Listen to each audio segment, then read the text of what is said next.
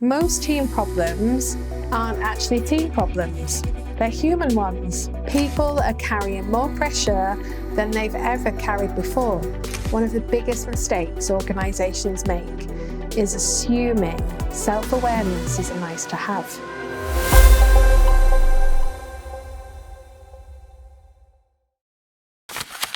Have you ever looked at a team and thought, we've done the profiling, we've done the away day, and we've done the trust workshop.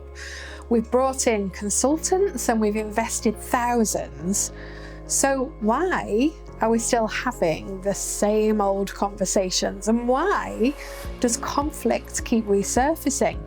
Why does accountability still feel patchy? And why do people sit in meetings saying one thing and then saying something completely different afterwards in a corridor conversation? Because in my experience, most team development focuses on what people are doing rather than what's driving them to do it. And that's a problem. I've worked with hundreds of teams over the years, and I've coached leaders from frontline managers to board level. I've led large teams myself, and I've sat inside organisations watching what happens when pressure increases, when change lands, and when targets get even more difficult to hit. And in those moments, the uncertainty starts to creep in. And here's what I've learned. Most team problems aren't actually team problems. They're human ones. They're human problems playing out in a team environment. And the disagreement isn't usually about the disagreement. The lack of accountability isn't usually about the accountability. And communication issues are not usually about communication. What they are is symptoms. And if we only work on the symptom, we often find ourselves having exactly the same conversation 12 months later. And that's one of the reasons that I think team coaching needs to evolve. It's not because the existing models are wrong. I've used many of them myself, and they've contributed a huge amount to our understanding of teams. It's actually because the world has changed. Teams are more complex than they've ever been. People are carrying more pressure than they've ever carried before. And organisations are navigating things like hybrid working, AI, restructures, uncertainty, and relentless pace. And often all of that at the same time. Yet many approaches are still treating teams as though they're systems that need fixing, rather than a collective of human beings trying to work together under pressure. Because let's face it, teams aren't machines. They're people. They're people with histories and insecurities, with assumptions and self-stories, and with different experiences of trust, belonging, conflict, and psychological safety. And all of that walks into every single meeting. And that's why at Poseda, we've developed the human-centric team coaching approach. It's not by asking what's wrong with the team, but by asking what's happening underneath the team.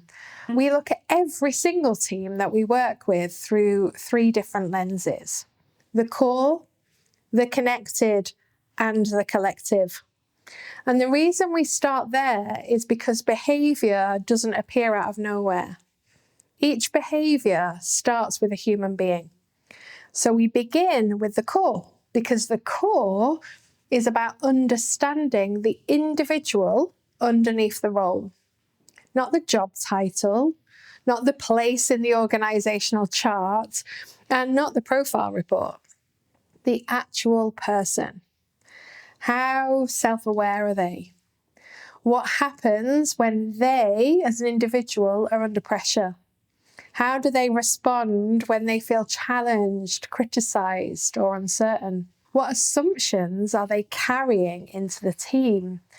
What stories have they created about themselves and about other people? Because every single person shows up differently when pressure arrives. Some become perfectionists and carry themselves, meaning that mistakes can never happen. Some become people pleasers and they avoid difficult conversations and conflict. Some become highly self-critical and lose confidence in their own judgment. And others become so controlling because control feels safer than uncertainty. And these aren't personality traits, they're actually protective patterns. And if people don't understand themselves, they struggle to understand the impact that they're having on everybody else. One of the biggest mistakes organisations make is assuming self-awareness is a nice to have. It isn't. It's the foundation of every healthy team. Because if I don't understand what I'm bringing into the room, I will inevitably project it into the room. Once we've explored the core and people understand themselves, we then move on to the connected or the connection. And this is where the relationships live. And if I'm honest, this is where most team problems actually sit. Because teams don't succeed because they have a structure, they succeed because of the quality of the relationships within the structure.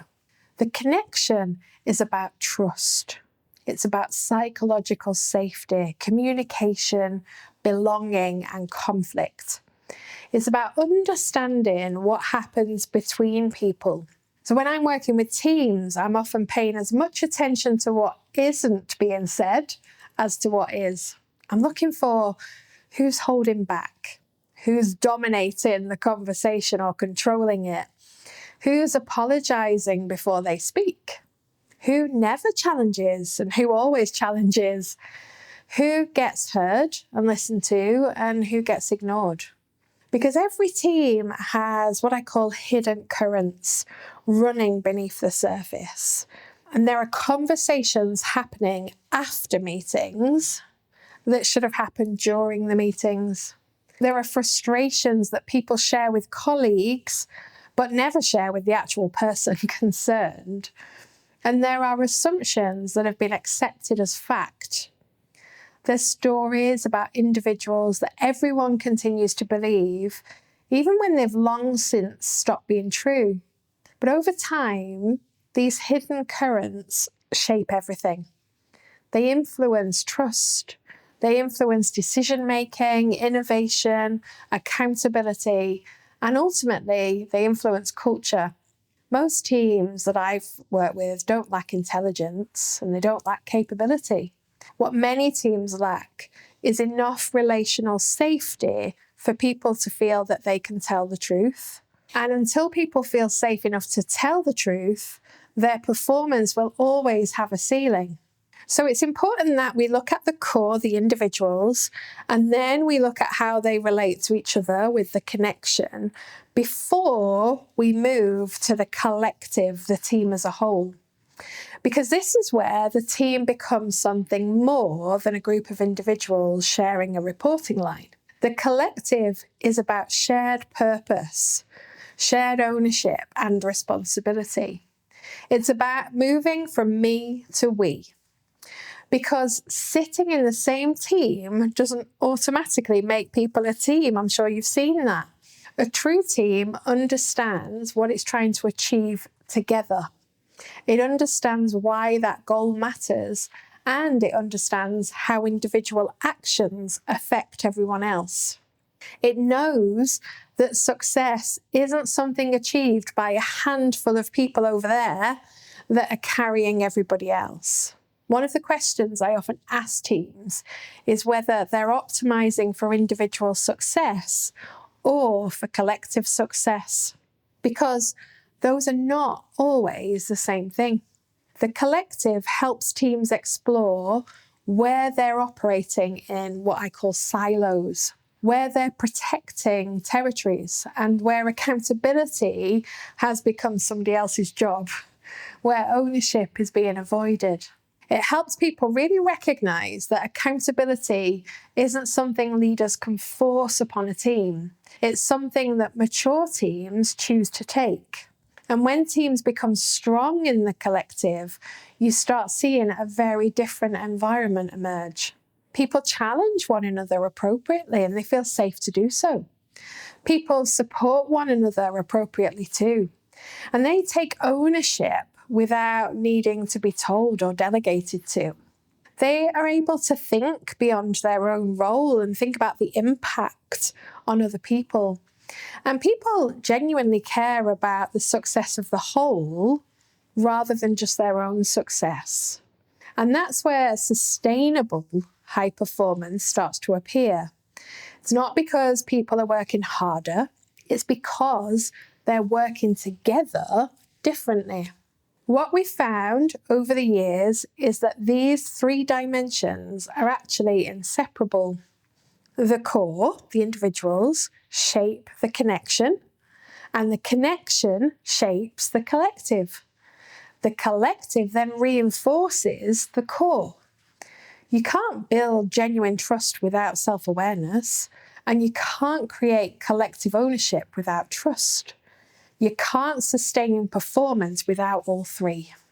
And that's why, for me, human-centric team coaching doesn't start by asking, how do we improve the performance of this team? It starts by asking, what's really happening here below the surface? Because once you understand the humans underneath the team, the route forward becomes so much more clear. And for leaders watching this, that means looking beyond behaviour and asking what might be driving it. Our team coaches can help you with that. For coaches watching this, it means developing the ability to see beneath the surface, rather than simply applying another framework or running another workshop. You might find our human-centric team coaching diploma is a great addition to your expertise. Because team coaching really isn't about teams. It's about humans trying to work together under pressure. And the better we understand the humans, the better the team becomes. Now, if you've taken something from this video, I would really appreciate it if you would hit the like button and maybe leave a comment, because that's going to really help the video to get seen by more people. And I'd also encourage you to subscribe to the channel, and therefore when new videos land, you'll be the first to know. Really appreciate your support in that regard, and thank you for watching.